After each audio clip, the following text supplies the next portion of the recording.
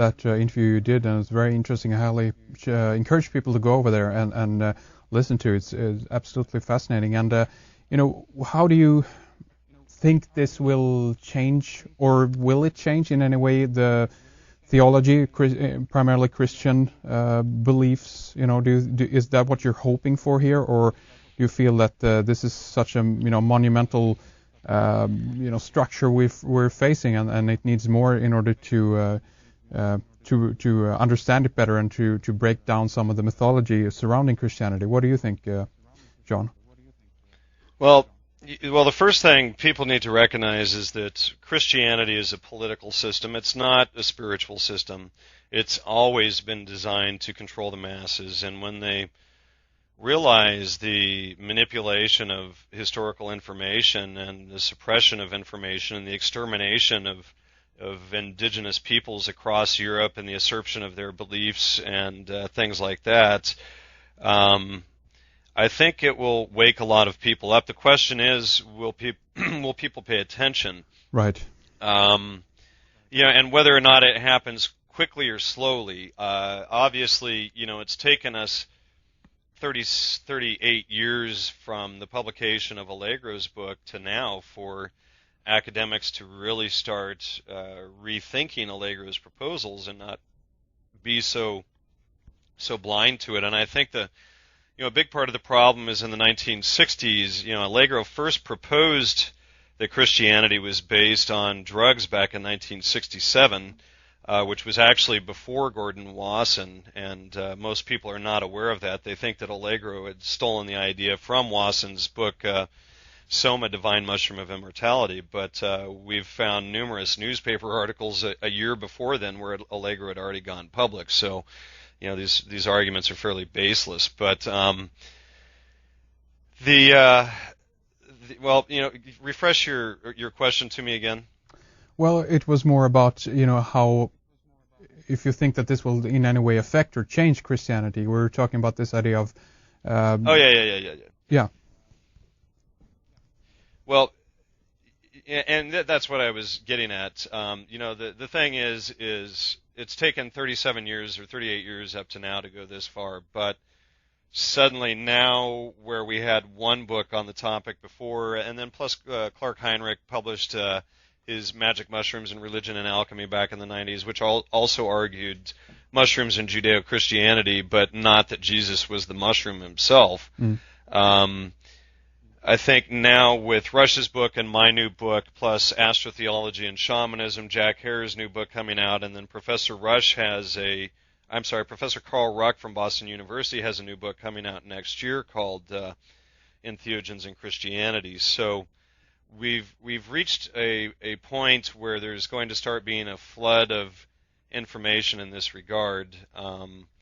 And the question really comes down to how fast the information gets out there, how fast the academic community picks it up, and then as well as how quickly, your mainstream, what'll happen first is your average Christian will realize it, and then the fanatics will be slow to die as always because they don't read anything outside the Bible regardless. Right.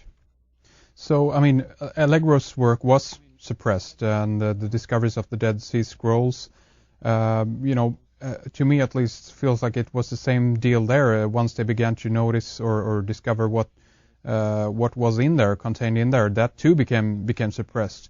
And do you know if the team that he worked with, if they interpreted things exactly as Allegro did, or did they just try to explain it away and say no, it's this and not this? Allegro is totally off here. Do you know? Well, they always attacked Allegro for his translations, and they attacked Allegro over the Copper Scroll, saying that it was a treasure map and things like that. And since then, Professor Philip Davies from the University of Sheffield, and as well as Professor George J. Brooke have gone out public, and these are major Dead Sea Scrolls academics today, gone out public stating that Allegro was correct, that in fact it was a treasure scroll.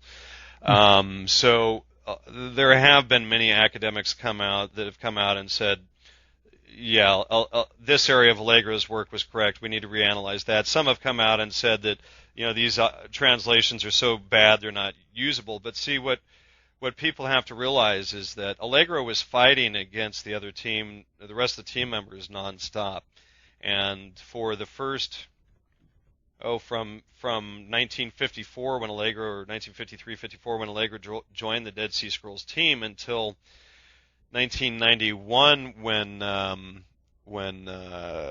this guy, Dr. Robert Eisenman at the University of Long Beach, California, released the first translations, and that was in 91. From 54 to 91, we really had no translations of anything that the Dead Sea Scrolls said except for what Allegro provided us. Yes.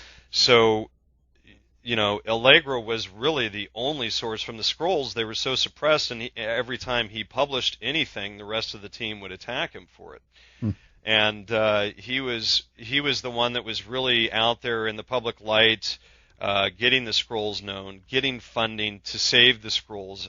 Private collectors and libraries and various people all over the world had snatched up most of the scrolls.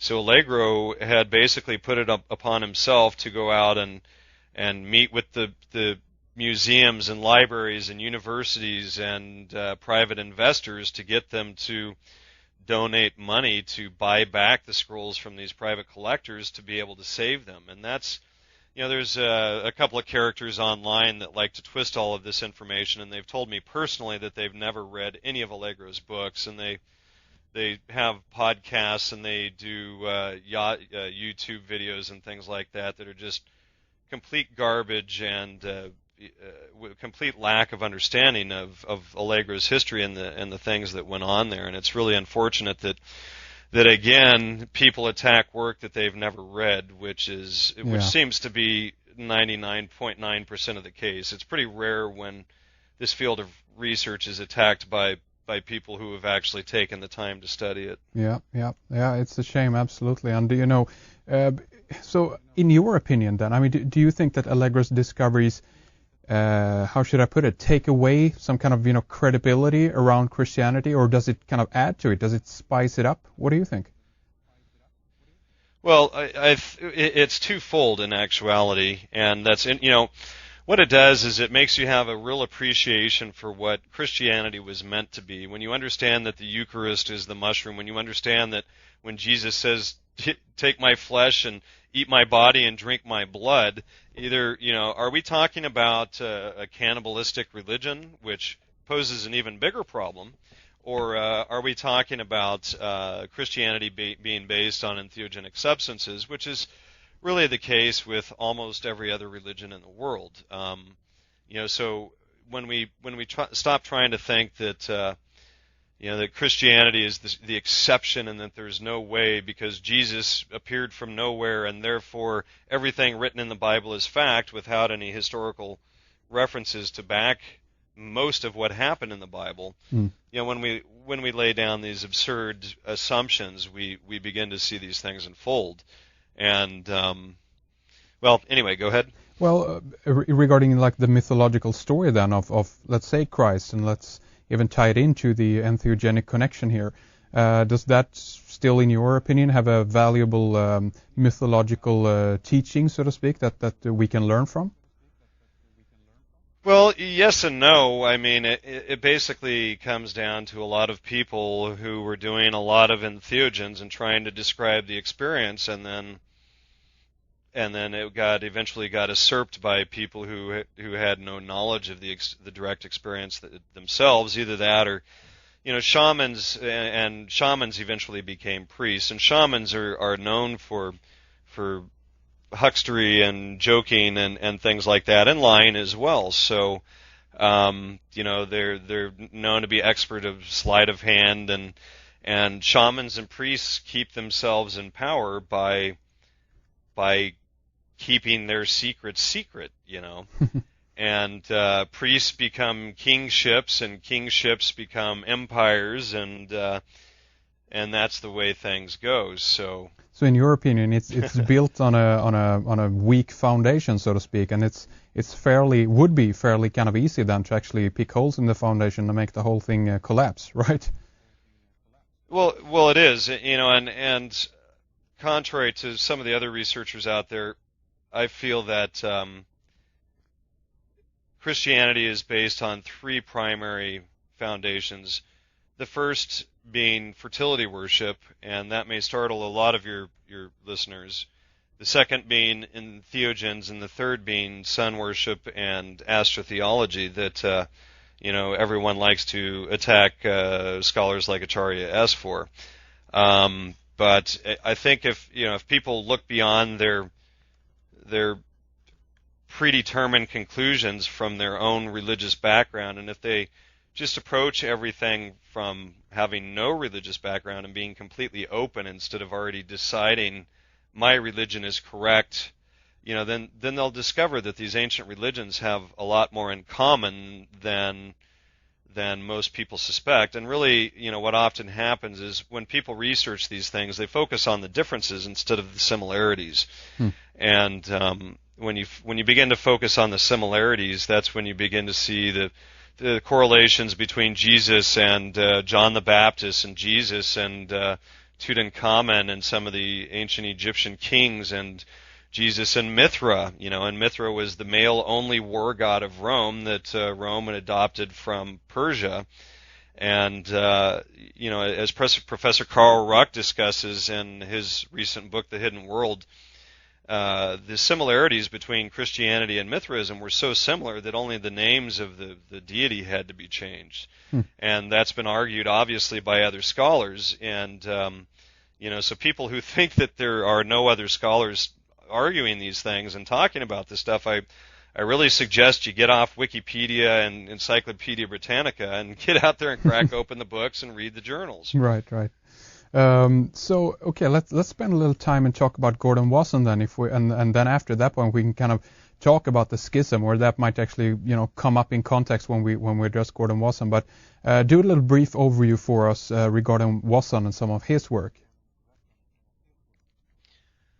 Well, Gordon Wasson.